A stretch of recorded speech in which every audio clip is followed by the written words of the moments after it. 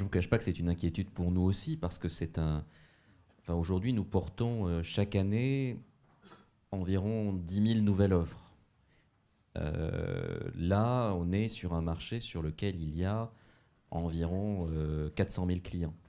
Donc, si tous les clients au tarif vert et jaune restent au tarif vert et jaune jusqu'en 2015, il va y avoir à la fin de l'année 2015 une véritable inquiétude ou peut-être même une panique des consommateurs qui vont réaliser tout à coup qu'ils n'ont plus de contrat au 1er janvier 2016.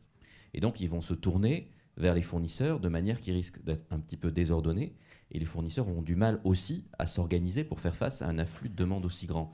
Donc là, je pense effectivement, je rejoins ce que disait M. Eck, il faudrait que les ciseaux tarifaires se réduisent sur les tarifs verts et jaunes pour que les clients commencent, une partie d'entre eux, parce que c'est une distribution, il ne faut pas croire que la valeur en base de l'énergie dans les tarifs verts et jaunes, elle est unique, ça dépend des clients, de la souscription, est-ce que c'est un tarif vert à 5, à 8, etc. Donc si les tarifs verts et jaunes augmentent, il va y avoir des clients qui progressivement vont avoir intérêt à choisir une nouvelle offre, soit faite par EDF, soit faite par d'autres acteurs, des fournisseurs alternatifs. Et là, je pense qu'on aura une meilleure chance de gérer, si je puis dire, ce changement contractuel majeur, qui est de passer d'un système tarifaire dans lequel le client n'a rien à faire, à part simplement payer.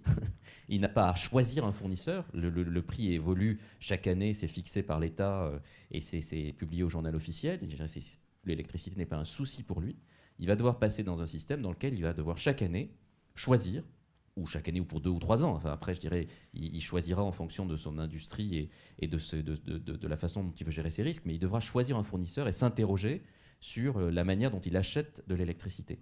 Donc là, je crois qu'il y a quand même un petit sujet. Si on attend tous tranquillement décembre 2015 en se disant, bon, bah, finalement, en janvier 2016, il n'y a plus de tarifs vert et jaune, je crois qu'on aura tous un problème.